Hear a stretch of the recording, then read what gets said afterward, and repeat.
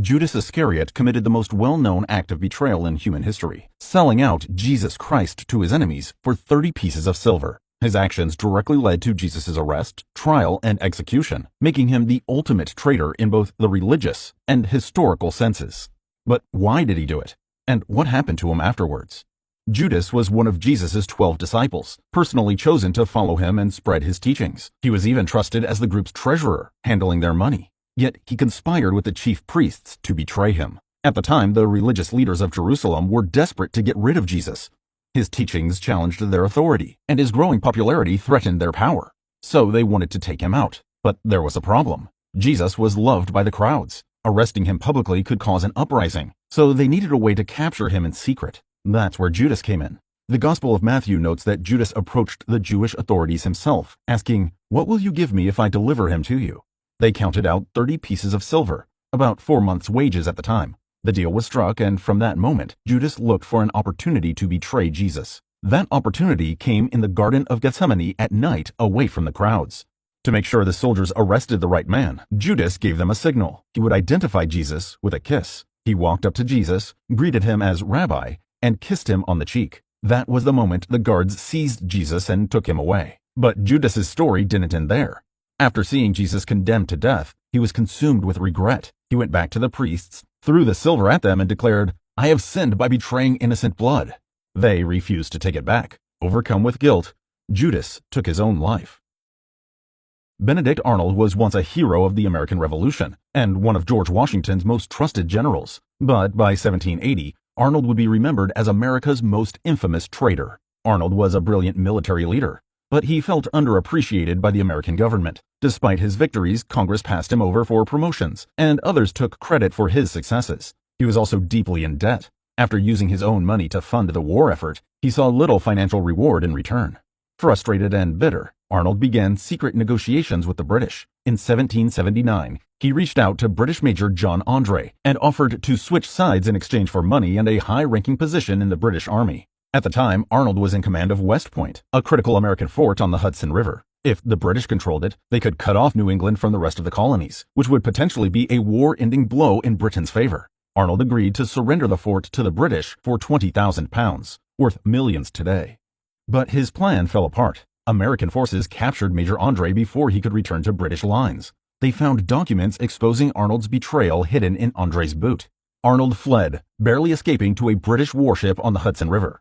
After switching sides, Arnold led British raids against his former countrymen, including attacks on Virginia and Connecticut. When the war ended, he moved to England. To this day, his name is synonymous with treachery. On March 15, 44 BC, a group of Roman senators surrounded Julius Caesar in the Senate's chamber and stabbed him to death. Among them was Marcus Junius Brutus, a man Caesar deeply trusted. Brutus wasn't just another senator, he was a close friend of Caesar, and had even been spared by him after fighting against him in a civil war. Instead of punishment, Caesar rewarded Brutus with power and influence. So why would Brutus turn against the man who had shown him mercy? It was his fear of dictatorship. At the time, Rome was a republic, and many senators feared that Caesar, who had recently been declared dictator for life, was planning to abolish democracy and make himself king.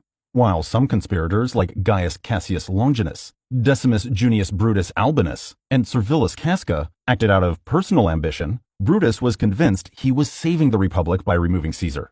On the Ides of March, March 15th, Brutus and his fellow senators lured Caesar to the Senate. The moment he took his seat, they attacked him with daggers. Servilius Casca was the first to strike, stabbing Caesar in the shoulder or neck. The other senators rushed in, stabbing wildly. Caesar fought back, but he was hopelessly outnumbered. Legend says that as Caesar fell, he looked at Brutus and uttered his famous last words, "Et tu, Brute?" "You too, Brutus?" to express his shock that someone he trusted had turned against him.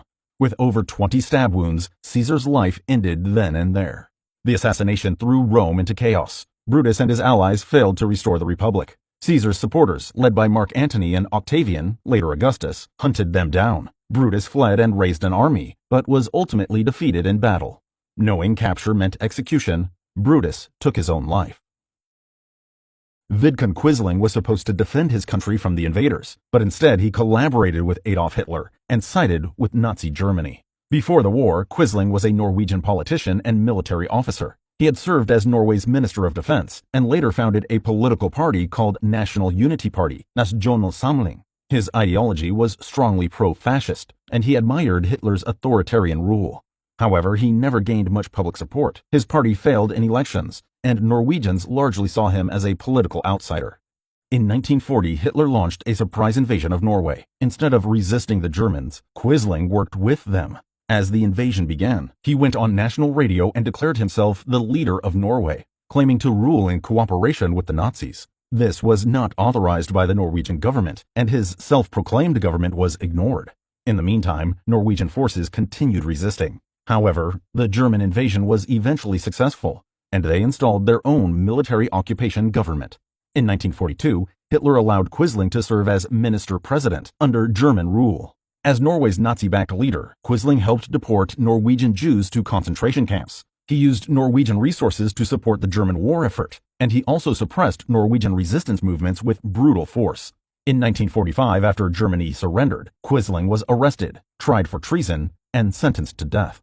That same year, he was executed by firing squad. Vidkun Quisling's betrayal was so despised that his name became a permanent insult. To this day, calling someone a Quisling means they are a traitor willing to sell out their own people. Mir Jafar changed the course of India and paved the way for British colonial rule. By turning against his own leader, he ensured his own rise to power, but at the cost of his country's freedom. The British East India Company was expanding its power in India. They wanted complete control over Bengal, which was one of India's wealthiest regions. But Bengal's ruler, Nawab Siraj-ud-Daulah, opposed British influence and clashed with them repeatedly.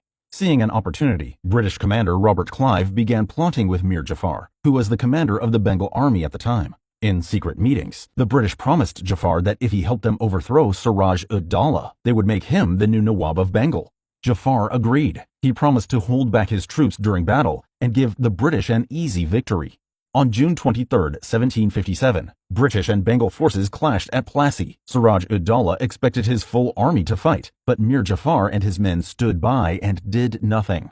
Although outnumbered, British forces crushed Siraj-ud-Daulah's army. After the battle, the British kept their promise and made Mir Jafar the new Nawab of Bengal. But his rule was nothing more than a puppet government controlled by the British. When he later tried to resist British influence, they removed him from power and replaced him. Jafar later briefly regained his position, but by then his reputation was ruined. The people of Bengal saw him as a traitor who had sold out his country to foreign invaders. He passed away in 1765, despised, but his legacy lives on. Still today, the word Mir Jafar in Bengali and the phrase Mir Jafar in Urdu mean a backstabber willing to betray their own people. Wang Jinwei was once a respected revolutionary, a man who fought for China's independence.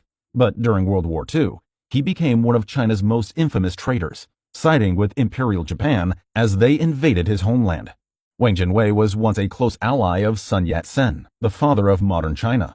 He played a major role in overthrowing the Qing dynasty and helped establish the Republic of China in 1912. At first, he was seen as a patriotic leader, deeply committed to China's future. However, after Sun Yat-sen's death, Wang's political ambitions clashed with the new leader of the Chinese Nationalist Party. He lost the power struggle and became increasingly bitter and disillusioned. Then, in the late 1930s, Japan launched a full-scale invasion of China. Instead of fighting, he sought peace with Japan, arguing that China should collaborate rather than resist. In 1940, he defected and set up a puppet government in Nanjing, completely under Japanese control. Under Japanese occupation, Wang ruled as the head of the reorganized national government of China, but had little real power. He promoted Japanese policies, suppressed Chinese resistance fighters, and helped Japan control Chinese resources. His government was widely viewed as illegitimate and treasonous. In 1944, Wang fled to Japan for medical treatment. He died that year before he could be tried for treason. Philippe Pétain went from national hero to Nazi collaborator. Here's how. In May 1940, the French army suffered crushing defeats to the invading German troops. By June, German troops were marching into Paris. Pétain, then 84 years old, was appointed prime minister, but instead of rallying the country to resist, he called for an armistice with Hitler. On June 22, 1940, France officially surrendered, but Pétain did more than just accept defeat. He actively worked with the Nazis. After France's surrender, Germany occupied the northern half of the country, while Pétain ruled the southern half from the city of Vichy. Although he claimed to be protecting France, his government willingly cooperated with Hitler. Under Pétain's rule, the Vichy government helped deport over 75,000 French Jews to Nazi concentration camps. He also crushed the French resistance, arresting and executing those who fought back. While Charles de Gaulle and the Free French forces fought to liberate France, Pétain called them traitors and insisted that collaborating with Hitler was the only way to save France. By 1944, the Allies invaded France, and the Nazis abandoned the Vichy government. Pétain fled to Germany, but after the war he was captured and put on trial for treason. In 1945 he was convicted and sentenced to death, though the sentence was later reduced to life in prison due to his age. He died in exile in 1951. Ion Antonescu was yet another traitor who betrayed his country and aligned with Hitler. At one time he was a strong nationalist leader who could restore Romania's power.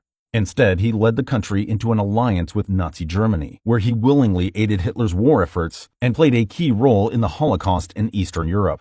It was 1940, and Romania had lost large portions of its territory to the Soviet Union, Hungary, and Bulgaria. King Carol II's government was seen as weak and corrupt, and the people demanded change. Seeing an opportunity, Antonescu, a former army general, staged a coup.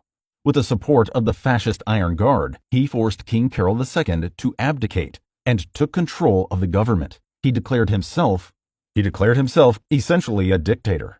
Believing Germany would help Romania reclaim lost territories, Antonescu aligned the country with Hitler and joined Operation Barbarossa, the Nazi invasion of the Soviet Union.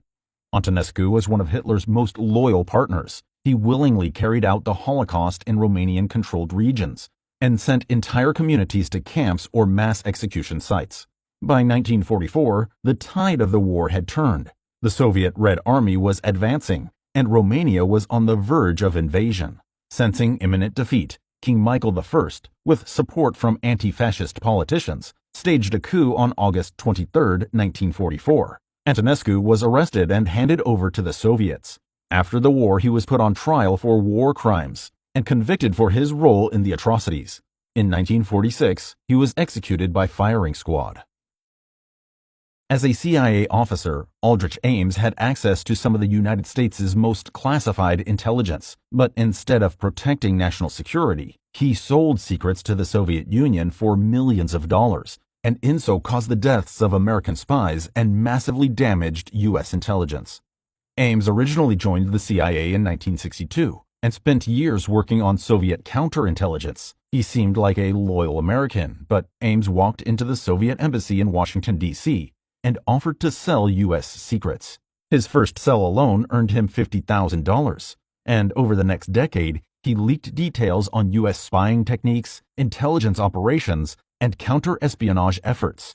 He exposed the identities of at least 25 American informants to the Soviet Union. At least 10 of them were executed by the KGB. In total, Ames collected $2.7 million for his espionage, and he was spending it like no ordinary government worker. He paid $540,000 in cash for a new house in Virginia. He drove a Jaguar and wore expensive suits. He took lavish vacations and deposited large sums of money in foreign banks. All of this on his $60,000 salary. By 1993, his level of spending raised alarms, and U.S. intelligence realized that they had a mole in the CIA. In 1994, Ames was arrested. His wife was also arrested for aiding his crimes. Ames pleaded guilty to espionage and was sentenced to life in prison without parole. James Wilkinson was a rising military leader in post-revolutionary America, but he was secretly living a double life as Agent Number 13 and swore his loyalty to Spain. Wilkinson rose quickly through the ranks during the American Revolution. After the war, he settled in Kentucky. The area was dependent on trade along the Mississippi River, which was controlled by Spain. Many frontier settlers saw an opportunity to align themselves with Spanish authorities for better trade access. Wilkinson saw an opportunity as well, but for himself. In 1787, Wilkinson traveled to New Orleans, then under Spanish rule, and swore an oath of loyalty to Spain. In exchange, Spanish officials promised him money and political favors if he could encourage Kentucky and other Western territories to break away from the United States and align with Spain instead. Over the next decade, Wilkinson funneled intelligence to Spain and revealed U.S. military operations and expansion plans. Despite his secret loyalty to a foreign power, he continued to climb the ranks of the U.S. military and was later appointed governor of the Louisiana Territory. His double life grew even more complicated in the early 1800s, when Aaron Burr, former vice president of the United States, approached him with a controversial plan. Burr was gathering support for an expedition into the Western Territories. Though his true intentions remained unclear, some suspected he aimed to seize Spanish land, while others believed he wanted to create an independent nation. Wilkinson initially appeared to support the scheme, but when rumors of treason spread, he quickly backed away. To protect his own position, he turned on Burr, warning President Jefferson and positioning himself as a loyal defender of the U.S. government. Burr was arrested and put on trial for treason, though he was ultimately acquitted. Despite growing suspicions about Wilkinson's true loyalties, he escaped consequences for years. His secret dealings were finally exposed in the late 1810s, when Spanish records confirmed he had been working as Agent Number 13 in Spain's intelligence network. By that time, however, he was no longer in power and never faced trial. In 480 BC, the Persian king Xerxes I launched a massive invasion of Greece. To block his advance, Leonidas and his 300 Spartan warriors took a defensive position at Thermopylae, a narrow coastal pass where the Persians couldn't use their overwhelming numbers to their advantage. For 2 days, the Greek forces held the pass, cutting down thousands of Persian soldiers and preventing their advance. The Spartans had trained for close combat and fought in tight formations that made them nearly impossible to break. Despite their small numbers, they were winning the battle. That's when Ephialtes stepped in. Ephialtes was a local Greek from Trachis who saw an opportunity for personal gain. He went to Xerxes personally and revealed a hidden mountain trail that led around the Spartans' position. That night, Ephialtes guided Persian troops through the pass. By sunrise, they had descended behind the Spartan army. Leonidas and his men woke up to find themselves trapped. The Persians attacked from both sides. Leonidas was lost in the battle, and the remaining Spartans fought until they were overwhelmed. By the end of the day, none of them were left alive.